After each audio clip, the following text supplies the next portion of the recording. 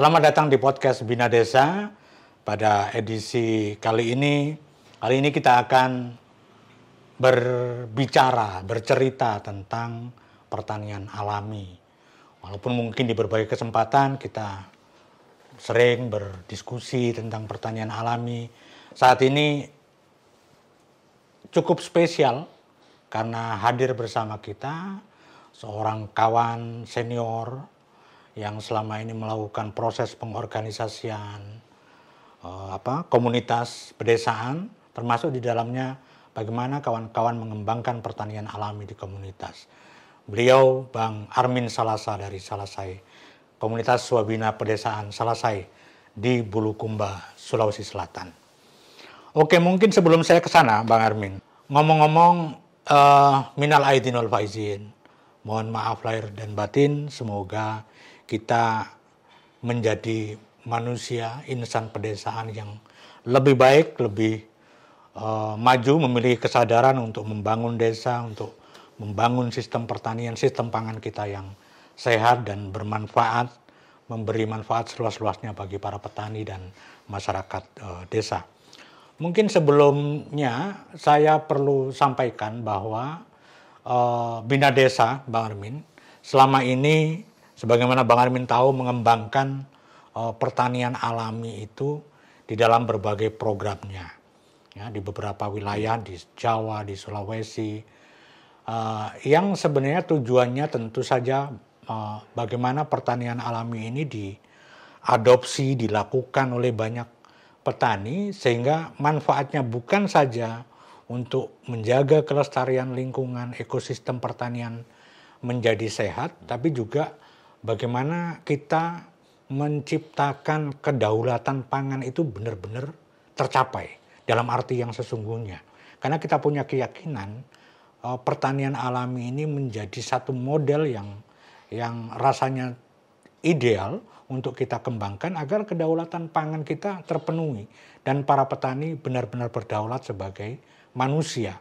Mereka tidak terpelanting dari fitrahnya sebagai seorang produser, seorang yang memproduksi, mengeluarkan tenaganya, pikirannya, itu mereka juga merdeka sebagai manusia.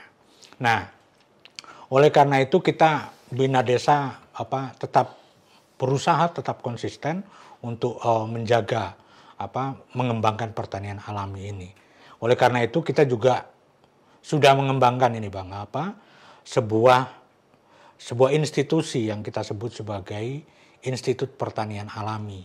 Dengan Institut Pertanian Alami ini kita berharap menjadi rumah besar, menjadi ruang bersama untuk kita bersama-sama membangun konsep, gagasan, bertukar pengalaman satu sama lain sehingga kemudian kita berharap PA itu menjadi semakin banyak diadopsi, tantangannya juga kemudian banyak dipikirkan oleh teman-teman, dicari jalan keluarnya dan seterusnya, sharing pengalaman dan lain-lain. Selain itu kita juga membangun sebuah jaringan yang kita sebut sebagai jaringan petani pendidik pertanian alami atau kita singkat sebagai JAPA. Nah, dengan JAPA ini kita berharap muncul para pemikir, para periset, para ahli pertanian alami yang lahir dari kancah praktek pertanian alami. Sehingga kawan-kawan ini tidak hanya riset ini berdasarkan literatur saja, tapi on the spot. Di lapangan mereka belajar, di lapangan mereka mendapatkan ilmu dan membaginya kepada yang lain. Nah, dan kita juga terus mendukung KSP, komunitas-komunitas Swabina Pedesaan untuk secara terus-menerus membangun PA ini di komunitas-komunitasnya. Mungkin masih di sebagian tempat masih belum teraplikasi dengan baik, tapi dengan kesabaran kawan-kawan ini untuk terus mendorongnya, kita berharap pertanian alami bisa semakin dikenal secara luas, kemudian juga nanti tentu ingin mendapatkan dukungan dari berbagai pihak, termasuk di dalamnya adalah para pemangku kebijakan. Akan tetapi kawan-kawan, kita mungkin menyadari bahwa pertanian alami itu di banyak tempat itu kurang dipahami mungkin ya oleh banyak petani karena teman-teman lebih banyak mengadopsi pertanian konvensional atau mungkin model-model pertanian yang lain gitu, yang pertanian organik, pertanian lestari, pertanian ramah lingkungan, agroekologi dan berbagai istilah-istilah yang lain mungkin ada perbedaan di sana sini gitu. Nah, tapi secara semangat sebenarnya sama. Tapi apakah pertanian alami ini sudah cukup dikenal luas? Saya kira kita masih perlu untuk terus menggaungkannya agar hal tersebut benar-benar bisa dilakukan. Oleh karena itu kita butuh yang namanya proses transformasi penyadaran, termasuk melakukan usaha-usaha untuk lobby kepada para pemangku kebijakan, baik di tingkat desa atau sampai di tingkat kabupaten, provinsi hingga nasional.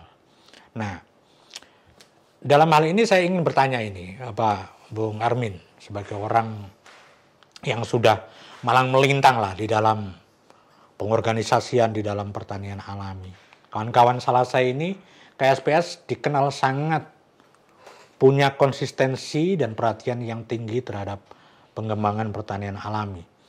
Nah, mungkin bisa ceritakan Bang, bisa berbagi kepada kami. Menurut pandangan Bang Armin nih, apa pandangan Bang Armin tentang pertanian alami? Mungkin bisa disampaikan. Ya, baik, terima kasih Bung Loji. Nah, perbincangan kita hari ini saya kira mencakup soal banyak hal ya, terutama soal pertanian alami dan sebagai konsep maupun praktek di lapangan.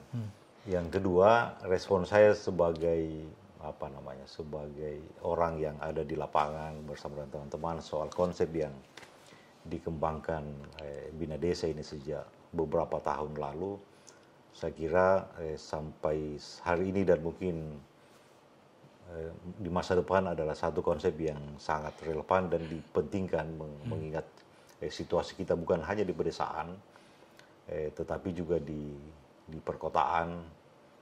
Kalau boleh dibilang soal ini soal soal tempat dan dari masa ke masa paling tidak. Karena itu dengan memahami prinsip apa yang ada dan terkandung di dalam pertanian alami sendiri. Sebagai sebuah konsep tentu membutuhkan tempat mendarat atau bagaimana ia menjadi realitas ya di lapangan. Sebagai sebuah konsep yang kalau kita lihat gagasan yang ada di baliknya, satu soal dengan pertanian alami diharapkan bahwa kehidupan di desa atau kehidupan dimanapun ini ada jaminan bahwa dia berlanjut.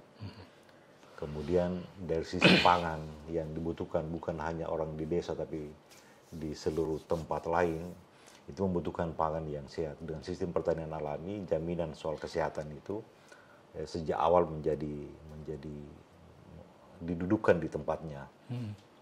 Dan bukan hanya soal itu, dan pertanian alami seperti yang Bung sampaikan tadi, ini menjadi jalan utama bagi petani sebagai produsen, sebagai penghasil mendapatkan kembali apa yang disebut dengan kedaulatannya. Nah, gagasan Bina Desa ini kemudian dirumahkan, bukan dirumahkan dalam artian dikurung, tetapi diletakkan di satu tempat untuk disebarluaskan yang kita sebut tadi saya dengar Institut Pertanian Alami, ya. Institut Pertanian Alami. Nah, saya kira posisi KSPS di mana kami menjadi bagian dari situ adalah bagian dari Institut Pertanian Alami ini yang bertugas atau mengambil peran yang berperan di lapangan untuk menyelenggarakan pendidikan secara langsung, praktek secara langsung maupun tindakan-tindakan penyebarluasan gagasan dan mencoba membumikan bagaimana mengembangkan, menemukan konsep-konsep baru, bagaimana pertanian alami itu mungkin ada yang sama, mungkin ada yang berbeda-beda di satu tempat dengan tempat lain. Nah, sebagai sebuah konsep sekali lagi dia bukan seperti ubin, tegel yang segi empat begitu sudah tidak bisa dikembangkan. Nah, ini jalan untuk mengembangkannya Masih sangat dinamis. masih sangat dinamis dan itu dipraktekkan semua Iya. Baik teman-teman di KSPS maupun di teman-teman di tempat-tempat lain di desa sekitar Bugumba, di Bantai maupun di kabupaten lain yang ada di yang saya kenal ya termasuk baru-baru ini kita dan beberapa teman menyelenggarakan pendidikan atau terlibat dalam proses pendidikan untuk 270 orang petani di Seram bagian timur. Saya kira ini semua dari bagian dari upaya untuk menerjemahkan konsep pertanian alami itu agar kemudian membumi dan di bumi dia menjadi sesuatu yang memberi manfaat bukan hanya untuk petani tapi juga untuk orang-orang lain dan memastikan di lingkungan itu berjalan. Saya kira itu gambarannya bahwa kemudian dia tidak diterima secara luas bukan tidak bagi kami tapi belum.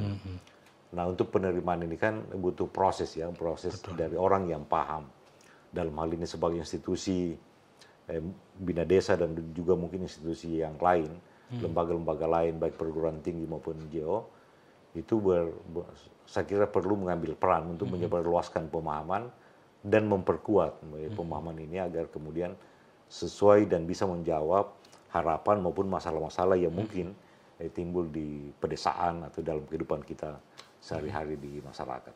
Saya kira itu. Ya. Kalau menurut Bang Armin itu mungkin bisa ini ya. Apa sih sebenarnya kita menyebutnya nilai lebih gitu ya. Nilai lebih dari pertanian alami dibandingkan dengan konsep lain ya. Kita tidak terlalu ini ya, tapi mungkin kita bisa tahu gitu kira-kira apa sih ada satu hal yang something spesial gitu ya, yang spesial lah gitu ya. Itu dari pertanian alami apa sih? Misalkan apakah dia lebih adaptif terhadap keterlibatan perempuan tuh, bagaimana musyawarah dilakukan? Apakah itu monggo silakan. Tidak sebagai pertanian alami sebagai sebuah konsep, dia tidak kalau saya membandingkan ya dengan ketika kita bicara soal pertanian di luar pertanian alami, maka kita punya pikiran, pemahaman kita itu akan bicara misalnya pertanian organik atau pertanian kimia. Pikiran orang itu, pikiran di kebanyakan kita itu akan mengarah pada buah-buahan tertentu, tanaman tertentu, bibit tertentu, cara tanam tertentu, pupuk dan lain sebagainya. Tetapi kalau kita yang belajar atau memahami pertanian alami ini, pemahaman kita itu dibawa kepada sebuah sistem bahwa pertanian alami itu bukan sebagai sebuah teknis semata, tapi di situ ada semangat memperjuangkan apa yang disebut dengan kemandirian, kedaulatan petani, kemandirian pangan, sampai dengan pikiran soal bagaimana membuat bangsa ini berdaulat melalui itu. Di dalam pertanian alami juga kita bicara soal semangat memperjuangkan hak-hak masyarakat kecil, memperjuangkan kesetaraan gender, keadilan relasi di masyarakat, keadilan keadilan atau hubungan kekuasaan antara rakyat dan penguasa kita mencoba menemukan itu. Dan di pertanian alami juga kita memastikan bahwa petani atau siapapun yang terlibat ini berhak mengembangkan pengetahuannya, berhak mengembangkan sumber dayanya. Jadi sebagai sebuah konsep dia unggul. Jadi konsep ini unggul karena satu menempatkan manusia sebagai subjek, sebagai yang menentukan bagaimana kehidupan dan membangun relasi yang lebih adil dengan lingkungan, dengan sumber daya alam, dengan orang-orang lain dalam relasi sosial maupun termasuk politik saya kira. Jadi itu saya kira yang menjadi keunggulan. Jadi kita tidak terjebak dalam urusan teknis gitu semata, teknis semata, soal uang semata, harga semata, enggak. Bukan. Jadi ada aspek ideologis yang saya kira benar. Jelas di situ ya. Jadi itu tidak hanya semata-mata urusan budidaya sampai panen pasca panen, tapi juga ada kerangka yang lebih luas, termasuk tadi itu keterlibatan perempuan, relasi kuasa segala macam. Ada di situ. Dia lebih lengkap dan lebih utuh begitu. Makanya dalam beberapa termasuk menyikapi pasar. Termasuk dalam teknis ketika ini dikembangkan dulu kan ketika orang bercerita bagaimana caranya supaya orang berkembang mempraktikkan pertanian organik. pertanian organik kan kelebihannya harga produknya lebih mahal. Tapi dalam praktik kita di lapangan, ternyata bicara soal harga untuk mengembangkan pertanian alami itu tidak jalan. Artinya bukan masalah harga harga semata yang ada di sini, dan kebanyakan orang yang tertarik, teman-teman petani yang tertarik membawa dirinya perasaannya dalam praktik pertanian alami justru karena memahami dan menemukan bagaimana dia menjadi dirinya sendiri ketika dia bertani. Dia tidak menjadi pengabdi bagi industri, dia tidak mengabdi pada konsep yang tidak dia pahami, begitu. Oke, itu menarik ya. Kira-kira. Nah, kira-kira kalau di dalam pengalaman Bang Armin dan kawan-kawan KSPS selama ini gimana sih proses pengorganisasian atau mendorong PA itu di komunitas? Mungkin bisa memberikan cerita gitu. Kira-kira dari awal gimana dulu ngerintisnya itu? Untuk merintis ya, sebenarnya kalau saya sendiri dalam pengalaman bersama dengan teman-teman, jadi pertanian alami ini dibangun di atas dialog begitu. Jadi kita berdialog terhadap dengan teman-teman petani, teman-teman di desa, apa yang sedang terjadi dengan kehidupan ini, apa impian, apa harapan, dan apa masalah. Jadi dia jadi di meja dialog itu semua dibicarakan apa yang menjadi mimpinya, mimpi orang per orang, mimpi kolektif, mimpi keluarga dan segala macam, dan tentu digabungkan dengan melihat lingkungan sekitar. Nah, disinilah kemudian kita membicarakan pilihan atau bagaimana menilai sistem pertanian yang selama ini yang bertahun-tahun mewarnai kehidupan desa, ternyata bukan membuat desa sejahtera, tetapi banyak orang kemudian mengingkari kehidupan di desa. Mereka meninggalkan desa, mereka menyesali menjadi bagian dari keluarga tani. Sampai orang petani-petani sendiri, kebanyakan keluarga tani berharap anak-anaknya tidak ada yang menjadi petani. Banyak yang mengharapkan agar anaknya bisa meninggalkan lahan pertanian, agar anaknya bisa meninggalkan desa.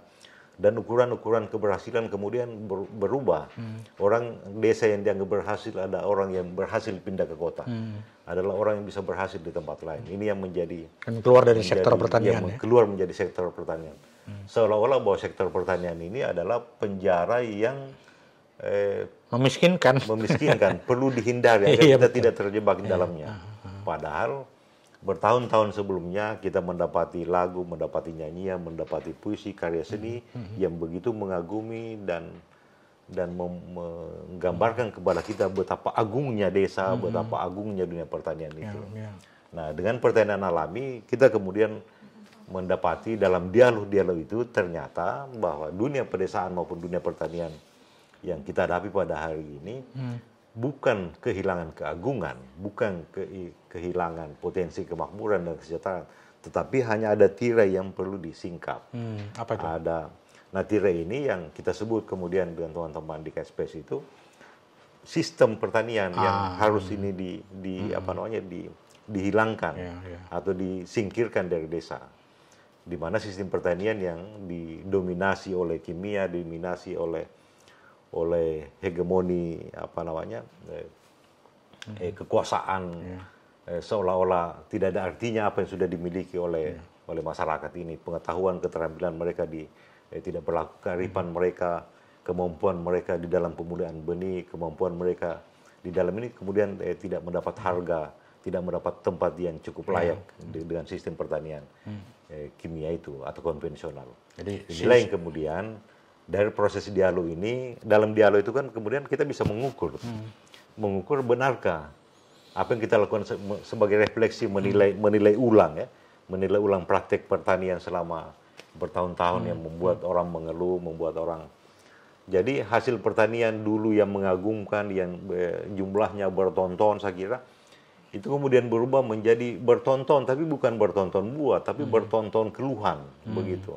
Jadi desa yang dulunya penuh dan lukisan keindahan, sekarang berubah menjadi lukisan keluh kesah. Yang dimaksud dulu ini mungkin lebih tepatnya sebelum revolusi hijau. Sebelum revolusi hijau. Maksudnya revolusi hijau ini kan membuat garis hitam perlahan di desa ini terus menerus, karena itu terus menerus dari hari kemarin garis hitam itu kemudian berubah menjadi kegelapan. Dan situasi inilah yang membuat orang menjadi ingkar diri, mengingkari desa, mengingkari mengcare itu. Dan dengan dialog soal pertanian alami ini, dan dalam dialog ini kan sebenarnya sebagai sebuah konsep itu minta dicermati, dipahami, digali berdasarkan pemahaman orang masing-masing. Nah, kemudian teman-teman yang terlibat dalam dialog ini, itulah yang memilih untuk bertani alami. Dan setelah memilih bertani alami, merasakan bagaimana dia menjadi dirinya sendiri, bagaimana dia bisa menjawab persoalan-persoalan dengan berdialog dengan yang lain. Dia bisa, teman-teman petani lain bisa menilai, membaca ulang atau meletakkan ulang hubungan satu sama lain antara makhluk yang ada dalam dunia pertanian mereka. Ini yang kemudian terlibat untuk mengembangkan, mendialogkan lagi. Jadi jadi pertanian alami ini berkembang melalui rantai dialog. Bukan rantai janji, bukan rantai iming-iming dan segala macam. Tapi rantai dialog yang diangkat berdasarkan pengalaman batin, pengalaman fisik masing-masing orang yang terlibat dalam dialog itu. Itu saya kira yang. Nah, cuma memang pada akhirnya dalam dialog ini dipahami bahwa penyebarluasan atau memperluas. Kenapa perlu diperluas? Itu dulu yang saya mau jawab. Karena apa yang disebut dengan kegelapan dunia pedesaan dengan pertanian kimia ini, itu bukan hanya terjadi di satu desa, misalnya dalam contoh di Salasai. Teman-teman di Salasai di awalnya dia melihat, oh ternyata kemiskinan yang membuat mereka tersingkir dari bangku sekolah, tersingkir dari desa kemudian menjadi tenaga kerja di perkotaan atau di negara lain, itu tidak hanya terjadi di desa Salasai, tetapi juga di desa-desa lain yang ada di Kabupaten Bulukumba. Dan kalau dicek di kabupaten lain juga terjadi di kabupaten lain. Bahkan di seluruh Indonesia. Iya, bahkan di seluruh Indonesia. Jadi atas dasar pemikiran ini, teman-teman yang awalnya di KSPS berbicara untuk dirinya sendiri sebelum dia menjadi organisasi, itu kemudian berpikir ternyata persoalan yang kita hadapi ini sama di tempat lain. Kalau di tempat lain itu ada dialog, bagus. Tapi kalau tidak, makanya kemudian teman-teman berupaya untuk membangun satu organisasi yang namanya KSPS ini. Dan salah satu perannya adalah mencoba menyebarluaskan proses dialognya, proses dialog, mendialogkan konsep ini agar bisa juga dikembangkan di tempat-tempat itu. Ada keinginan untuk mereplikasi itu mereplikasi itu tempat lain. Tentu dengan dengan berdasarkan tantangan maupun masalah-masalah yang dihadapi di desa-desa lain. Makanya dalam praktek sebagai sebuah konsep yang terbuka dia terbuka secara konsep untuk pengembangan teknis, dan tapi dia ketat di prinsip prinsip bahwa semua orang subjek, semua orang sama, saling menghargai dan lain-lain. Tapi dia terbuka di dalam strateginya, prakteknya. Makanya dalam praktek pertanian alami, misalnya secara teknis saja, teman-teman di Salasai itu juga ada beberapa aliran, paling tidak 2 kelompok besar yang saya pahami. Pertama, satu kelompok di dalam KSP sendiri, bukan di luar. Dalam KSP sendiri ada aliran yang meyakini bahwa kebutuhan nutrisi sudah disiapkan oleh alam. Jadi yang perlu diperhatikan adalah bagaimana mengolah alamnya ini, bagaimana membaca musim sampai kemudian memperlakukan tanah dan segala macam. Aliran lain, kalau ini dianggap aliran sekalipun bukan, sekalipun ini maksudnya tafsiran awal saja. Ada satu kelompok yang memang menyiapkan nutrisi dari luar. Nutrisi ini adalah nutrisi alami, dibuatkan nitrogen dari bahan-bahan alami, dibuatkan fosfor, kalium dan kalsium, lalu diberikan ke mana? Ke lahan pertanian atau kebutuhan tanaman. Nah, 2 aliran ini itu sama-sama berkembang, sama-sama jalan begitu. Jadi satu yang memperhatikan teknis pengolahan tanah dengan keyakinan bahwa tanaman itu adalah makhluk di bawah manusia yang memimpin. Dia pada fase pertumbuhan, pertumbuhan, peralihan dan reproduksinya itu mempunyai perintah tersendiri kepada makhluk di sekitarnya. Jadi dia tidak perlu diberikan nutrisi tambahan dari petani atau dari orang, tapi cukup dia memberi sinyal dan mikroorganisme yang akan menyiapkan itu berdasarkan olahan yang dilakukan. Ini agak radikal ya. ini. Di tempat lain juga ada nutrisi itu disiapkan oleh petani dan menunggu perintah dari tanaman ini memberi sinyal untuk memenuhi kebutuhan di fase pertumbuhan ini. Yang satu tadi lebih minim intervensi. Ya, minim intervensi. Dan ini dan ini ada di mana? Ada di dalam tubuh KSPS ini dan itu biasa saja, maksudnya tidak masalah ya. Bukan berarti kamu berarti yang begini enggak PA ini sebenarnya. Silakan enggak jalankan gitu ya? Sendiri, enggak, karena sama-sama dua-duanya tetap PA. Dua-duanya PA, hanya beda metode. Dan maksudnya adalah bahwa ini bebas dikembangkan. Nah, dalam proses yang dilaksanakan oleh teman-teman juga terbukti bahwa dengan konsep PA ini membuat orang merasa menjadi subjek, menjadi bagian penentu di dalam dalam proses bertahan ini, juga kemudian belajar sampai ada teman-teman yang ahli rumput istilahnya, maksudnya dia memahami berbagai jenis rumput, yang mana perlu ada, yang mana yang harus tidak ada, yang sebaiknya tidak ada di lahan pertanian. Jadi tidak mesti sama rata mesti dibunuh semua atau ditidakkan semua. Ada yang belajar bagaimana memahami karakter serangga. Kalau serangga ini ada, itu akan menolong yang lain. Kalau ini tidak ada, itu akan berbahaya kalau misalnya dia tidak ada. Jadi dalam urusan teknis, dalam urusan pengembangan pendidikan, ya sekalipun ada perbedaan teknis ini, tapi semua sepakat untuk satu hal, bahwa ini perlu didialogkan, ini perlu dikembangkan. Nggak jadi bukan menjadi perdebatan, pertengkaran ya. Sama-sama diakui bahwa ini adalah proses PA-nya kawan-kawan yang memang dinamikanya mungkin berbeda. Yang satu lebih minim intervensi, lebih memandang alam akan melakukan gerakannya sendiri.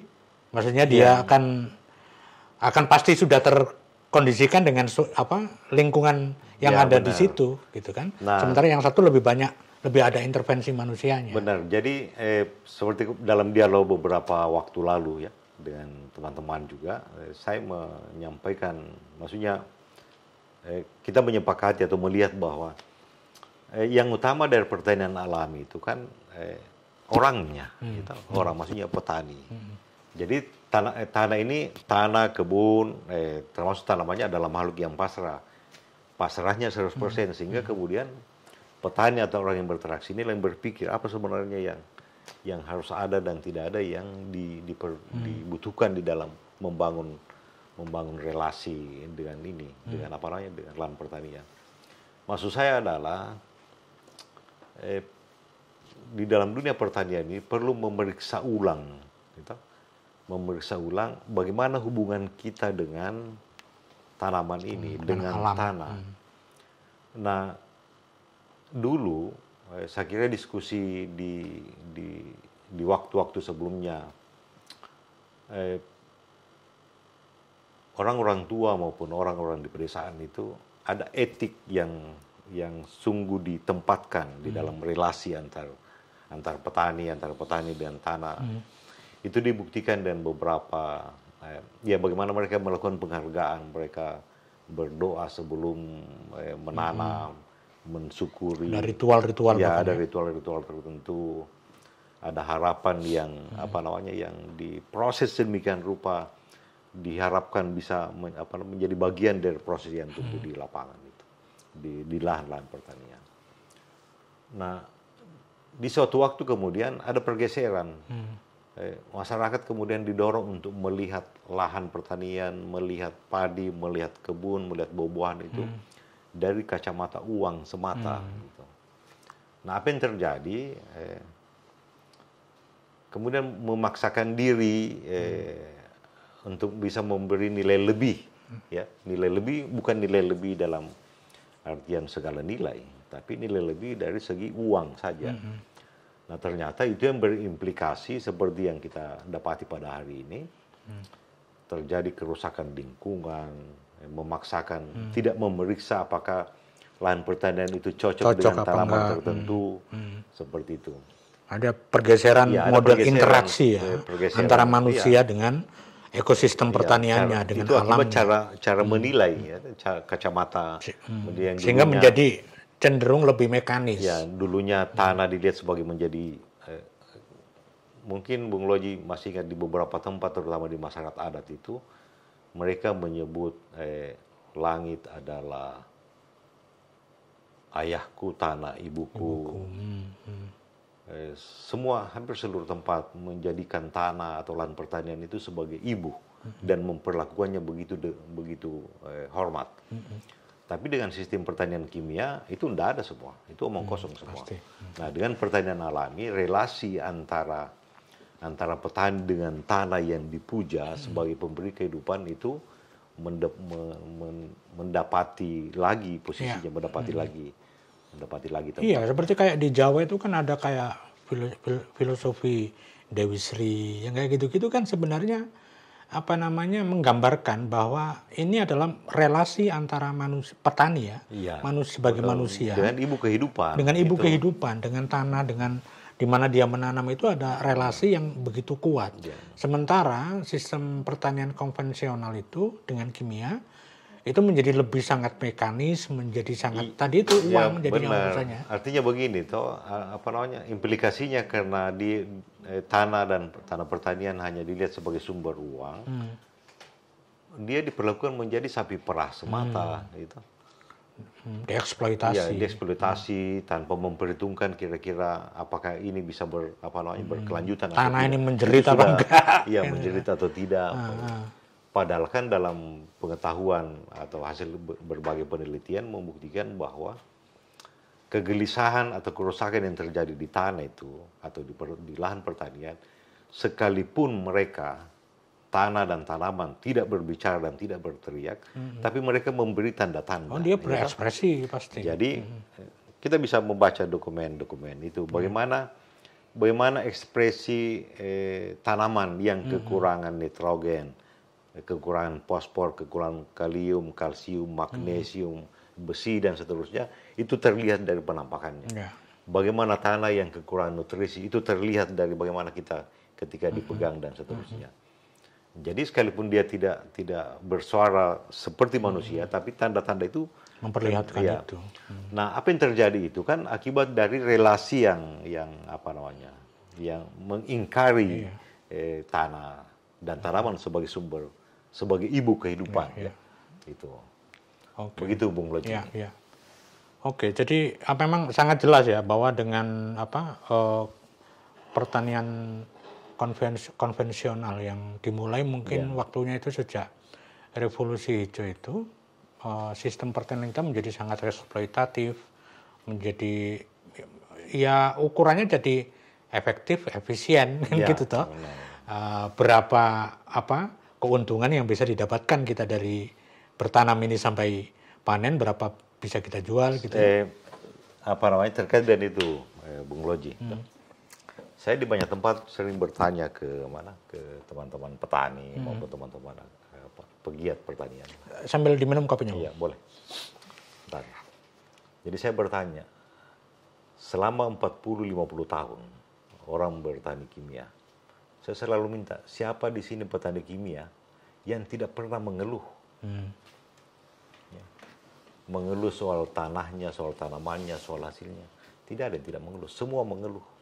Artinya, maksudnya pendapat sederhananya adalah bahwa pertanian kimia ini bukan jawaban dari masalah-masalah ekonomi, sosial, malah dia menjadi sumber masalah. Tapi ketika saya ditanya, apakah ada petani alami yang berbahagia karena dia bertani alami? Saya jamin, saya bisa menunjukkan orangnya, saya bisa menunjukkan fotonya, saya bisa menunjukkan nomor HP-nya. Silakan wawancara sendiri. Silakan wawancara. Bagaimana berbahagianya orang-orang yang bertani alami. Nah, kebahagiaan inilah sebenarnya yang mau didistribusikan, ditransformasikan. Agar bukan hanya petani alami ini yang berbahagia. Nah, tapi kita berbahagia bersama-sama. Bisa berbahagia bersama-sama dengan petani-petani lain. Dengan syarat sederhana. Berdiskusi, praktek perlahan, belajar perlahan gitu. Nah, kenapa penting itu? Sekali kembali ke diskusi awal. Bahwa kerusakan yang ditimbulkan atau kegelapan kehidupan desa dan pertanian yang ditimbulkan oleh industri kimia ini atau pertanian kimia bukan hanya terjadi di satu tempat, 1-2 tempat, tapi merata di seluruh tempat Indonesia. Disinilah pentingnya gagasan atau konsep awal yang kita bicarakan tadi ini, itu bisa berkembang, terarah dan menyebar ke seluruh tempat-tempat yang luas ini melalui jaringan yang dibuat, jaringan petani alami, jaringan petani pelatih maupun organisasi-organisasi komunitas Swabina pedesaan yang didorong teman-teman di Bina Desa. Oke. Nah, itu kalau waktu proses di selesai dulu itu berarti awal-awal itu memang ada ya sebagian yang memang masih menggunakan kimia dulu awal-awal itu. Semua petani kimia. Oh, semua petani kimia. Baru diajak ngobrol, diajak diskusi. Diajak ngobrol. Jadi saya itu waktu itu bagaimana mereka menerimanya itu bagaimana? Yes. Teman-teman menerima kan di jadi prosesnya dalam dialog, maksudnya mereka semua teman-teman punya pengalaman. Tentu nggak serta-merta ya, tapi kan ada proses. Ada pengalaman, ada pengalaman mereka bertani kimia, mungkin ada juga pengalaman ketika tidak ada pupuk di rumah dan dia bisa lihat tidak ada racun, dia lihat masih ada tempat-tempat itu, dia bisa membandingkan satu sama lain. Dan dialog itu maksudnya dialog itu sambil belajar, ya. Dialog kita membaca buku-buku yang berkaitan dengan sifat-sifat tanah, fase pertumbuhan tanaman, kebutuhan tanaman dan lain-lain di dalam proses dialog itu. Jadi teman-teman ketika mendialogkan itu bisa memilah-milah, oh ini kalau tanah seperti ini begini. Itu awal-awal dulu itu ada berapa? Tidak banyak, kita berapa ada 9 sampai 11 orang lah. Yang intens ya. Yang intens. Ada beberapa bulan diskusi soal itu. Dan lama-lama makin banyak nih yang ikut, lama-lama makin banyak, tapi tidak langsung, toh. Maksudnya pasti. Maksudnya ada mungkin 2-3 tahun lah sampai kemudian bertambah sedikit demi sedikit gitu. Cuma kan kita yakin benar bahwa dalam teman-teman yang di awal berdiskusi ini kemudian mencoba mempraktekkan bagaimana bertani tanpa intervensi, bagaimana bertani dengan cara alami dan menggunakan tenaga kekuatan alam dengan pemahaman yang lebih atau relasi yang lebih baik, lebih bersahabat antara dirinya dengan tanamannya, dengan tanahnya. Ternyata membuat mereka lebih berarti, lebih merasa menjadi bagian dari desa, menjadi bagian dari kehidupan, bisa menentukan, bisa melibatkan pemikiran, rasa dan perasaan inilah yang kemudian didialogkan, diulang, disampaikan ke teman-teman lain sampai secara perlahan banyak teman-teman petani baik di desa Salasai sendiri maupun di desa-desa lain untuk terlibat dalam proses. Jadi yang utama di sini adalah proses dialog, maksudnya bercermin ulang, jadi menjadikan masa lalu, menjadikan lahan pertanian itu adalah cermin kita. Melihat melihat diri kita di dalam aktivitas itu, apa yang kita lakukan itu kita periksa ulang. Bagaimana kalau tanah dibiarkan, bagaimana kalau tanah diracuni, bagaimana kalau halaman diracuni, apa dampaknya bagi anak-anak ketika dia bermain di situ, apa dampaknya bagi makanan dan segala macam yang kita makan, apa dampaknya. Nah, dari proses dialog tadi ini, teman-teman kemudian ada yang merasakan, maksudnya mulai merasakan bahwa ternyata di dalam pertanian alami bukan hanya memperbaiki lahan, ya, bukan hanya memperbaiki lahan pertanian agar ada jaminan dia lebih subur, kemudian mata air lebih terjamin dia bersih, bukan tidak hanya bergantung pada tidak bergantung kemudian pabrik, makanan yang dihasilkan itu lebih sehat, tetapi teman-teman petani kemudian merasakan ternyata pertanian alami ini memberi dampak sosial budaya yang lebih baik.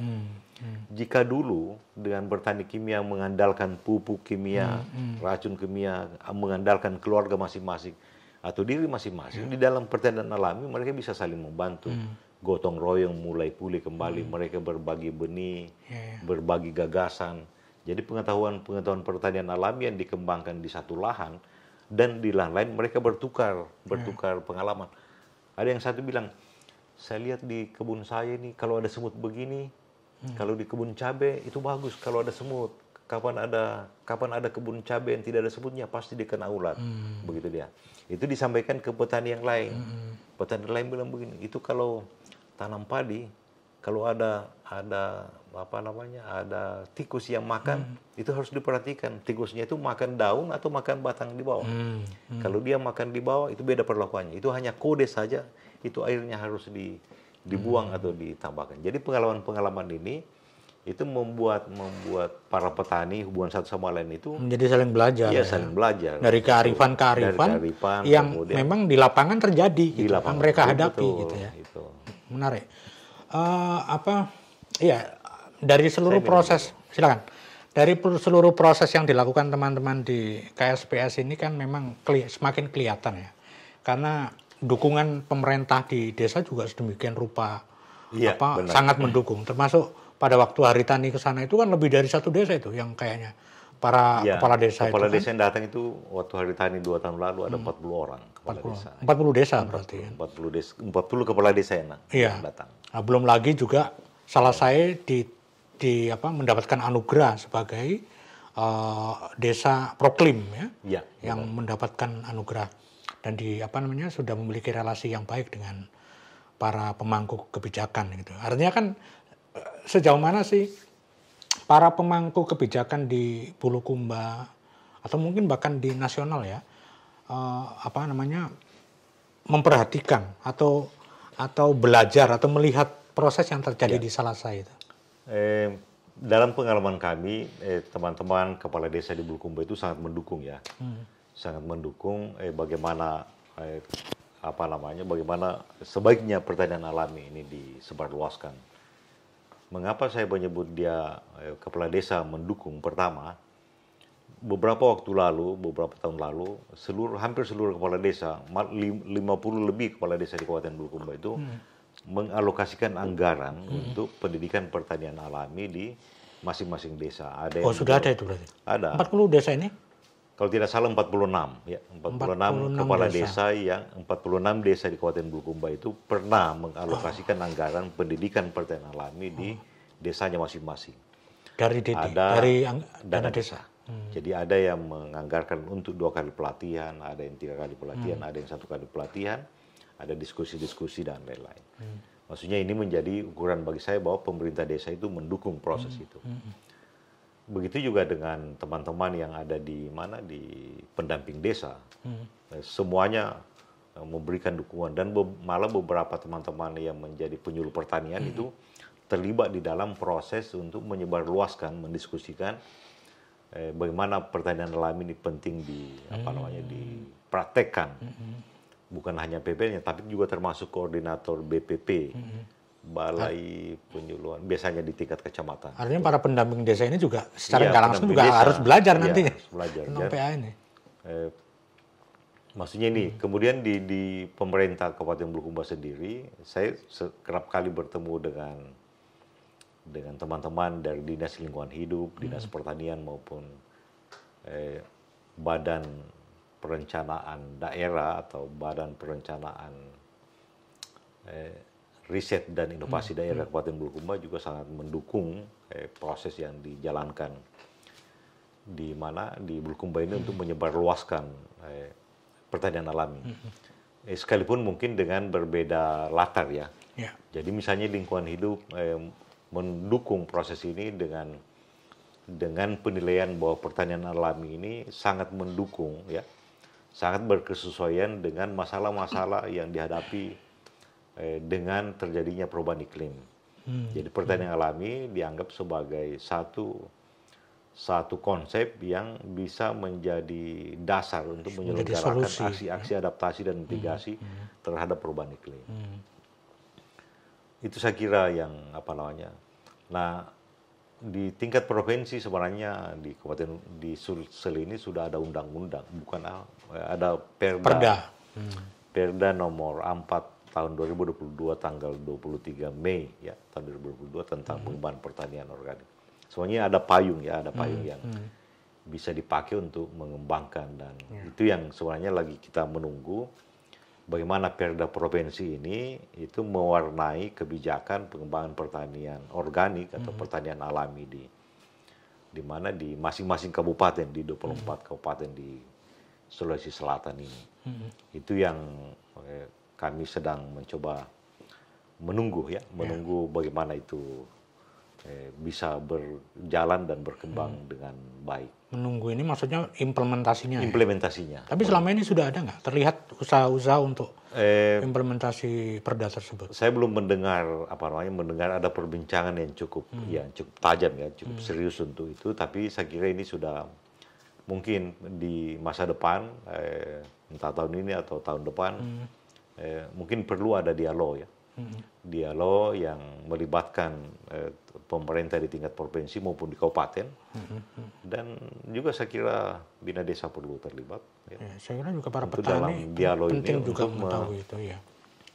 Maksudnya begini, ini kan perda ini kabar baik, Ya. dalam kacamata saya, terlepas dari kelebihan dan kekurangan perda ini, tapi setidaknya ada inisiasi. Menurutku ini ada kabar baik dari pemerintah di tingkat provinsi yang sudah mengeluarkan satu peraturan yang memberi jaminan perlunya pengembangan pertanian yang ramah lingkungan di tiap kabupaten.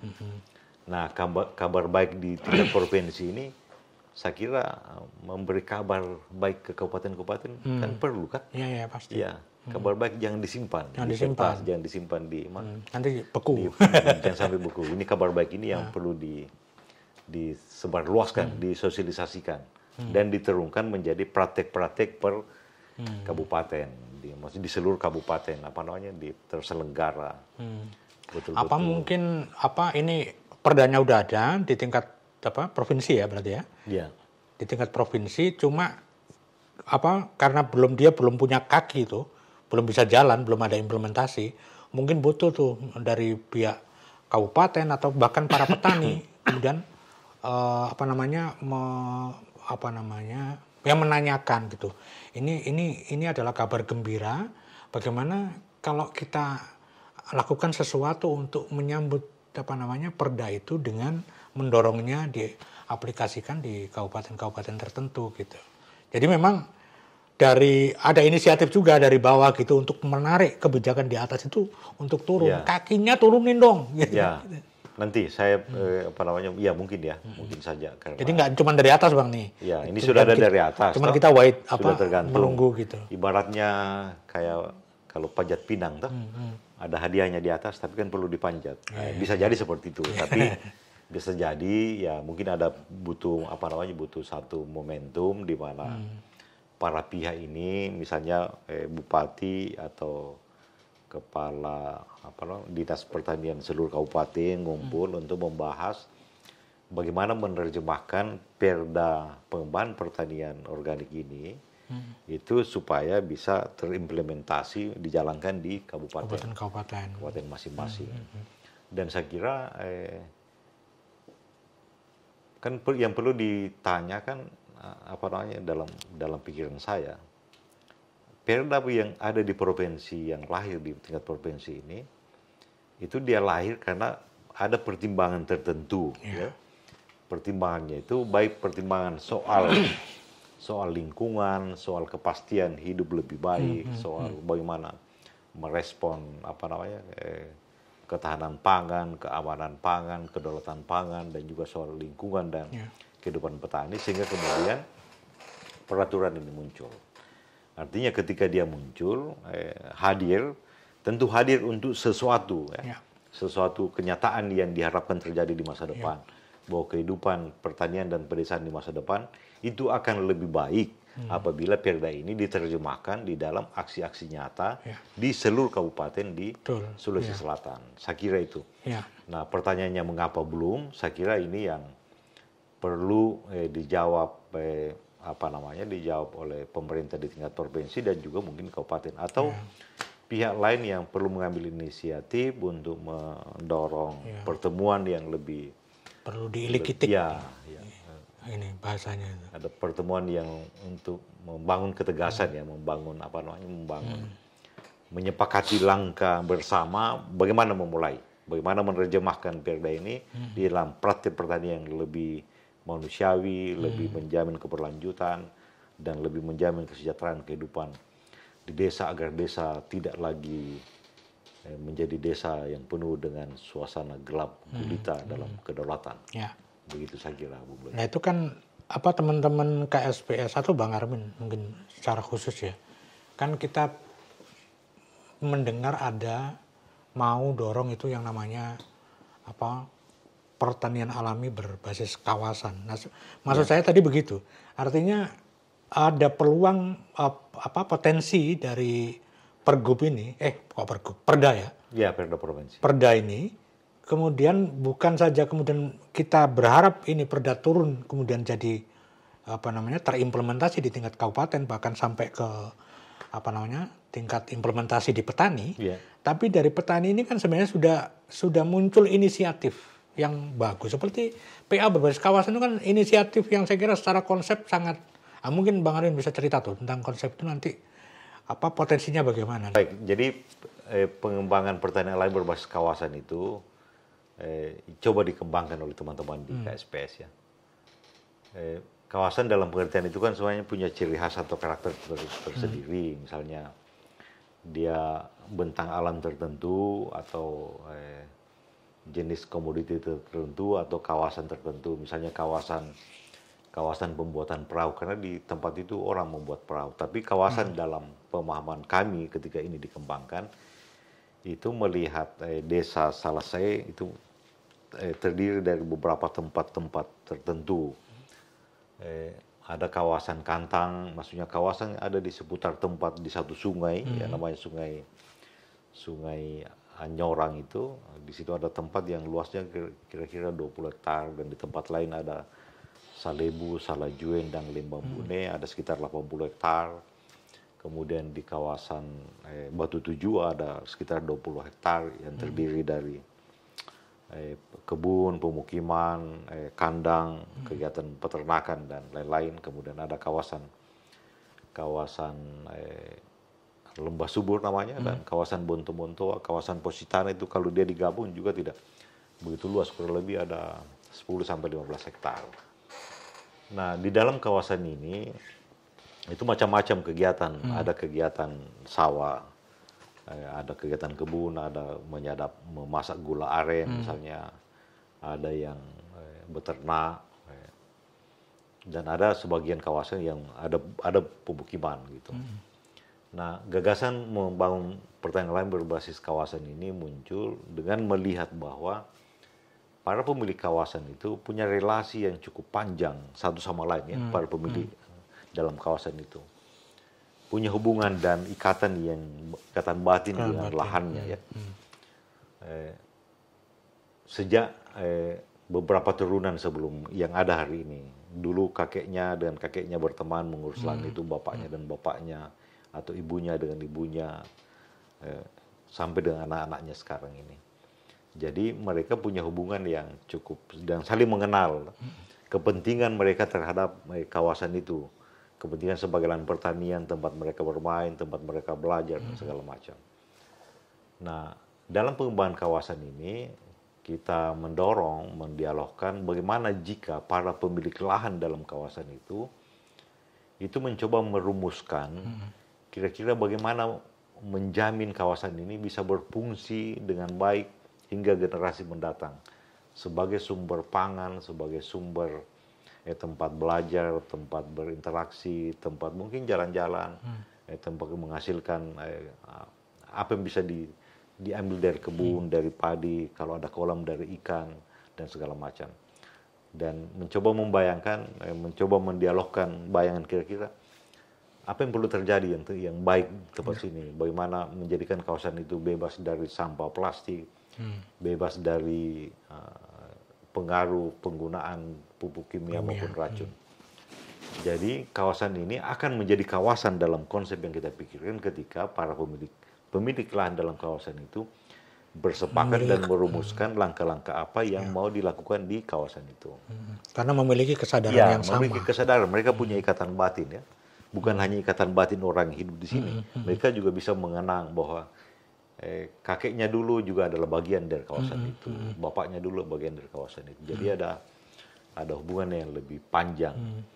Nah, cuma hanya saja di dalam ketika ini dia didesain seperti itu, tentu aktivitas di dalam kawasan itu menjadi lebih sistematis, lebih terprogram dengan berdasarkan perencanaan bersama para pemilik kawasan sebagai satu komunitas tertentu untuk mengurus, mengelola, menjamin bahwa dia bisa berlanjut bagaimana mata air misalnya dalam kawasan itu, sekalipun dia bersumber dari lahan perorangan, tapi dia tetap menjalankan fungsi sosialnya.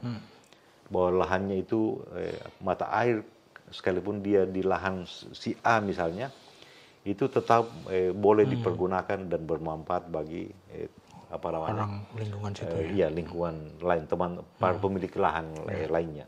Jadi fungsi secara sosial lahan-lahan pertanian yang dimiliki secara perorangan dalam kawasan itu tetap tumbuh, hidup dan bisa dinikmati secara bersama, tentu dengan memastikan bahwa seluruh pemilik kawasan itu ada komitmen untuk memastikan bahwa kawasan itu terjaga dari waktu ke waktu. Bebas dari racun, bebas dari intervensi kimia, bebas dari sampah plastik, dan bisa menjadi tempat belajar bersama, baik untuk petani yang ada di pemilik kawasan itu maupun mungkin orang-orang lain di dalam desa maupun di desa-desa lain. Dan lebih jauh bisa didesain sedemikian rupa bisa memberi dampak ekonomi, misalnya membuat kesepakatan-kesepakatan kecil tentang apa yang mau ditanam bersama di lahan-lahan yang berbeda tadi ini. Nah, tentu harapan besar di balik daripada gagasan ini sebenarnya adalah untuk memastikan saja, memastikan bagi warga desa itu bahwa seluruh kawasan yang jika misalnya desa Salesi itu dibagi dalam 10 kawasan, kita akan memahami bahwa di 10 kawasan itu ada masyarakat yang punya mimpi yang besar, setiap kawasan dan menyatu di dalam mimpinya terhadap masa depan diimajinasikan yang bisa membuat mereka bangga sebagai warga desa. Saya kira itu. Kalau dengan begitu kan berarti memang kohesi sosial itu benar-benar bisa terjadi kalau itu benar-benar bisa dan saya kira memang penting, berarti dukungan pemerintah atau dukungan kebijakan dalam hal ini untuk misalkan dapat mensupport gagasan tentang yang namanya PA berbasis kawasan itu, kira-kira itu menjadi relevan nggak itu, Bang? Penting, tapi dalam kasus dalam kasus atau situasi di Salesai, proses ini cukup mendapatkan dukungan yang baik dan positif dari pemangku dari kepala desa terutama karena kepala desa juga selalu hadir dalam dialog-dialog para pemilik lahan di kawasan itu. Dan sebenarnya kalau ini mau diangkat pada level yang lebih tinggi, misalnya kawasan antar desa, misalnya di bentang alam tertentu, misalnya bentang das, daerah lain, saya kira bisa dibangun bisa modelnya juga akan berkembang. Modelnya akan berkembang. Saya kira itu, Bung Loji. Oke, saya kira itu adalah paparan cerita yang sangat menarik ya dari Bung Armin dan kawan-kawan KSPS, bagaimana PA itu dibangun kemanfaatannya. Saya kira itu pelajaran yang sangat penting bagi kita, bahwa pertanian misalkan itu tidak hanya sekedar urusan memenuhi kebutuhan, urusan kapital, urusan uang, tapi lebih dari itu juga bagaimana relasi sosial, bagaimana kesetaraan gender terjadi dan lain-lain, banyak aspek.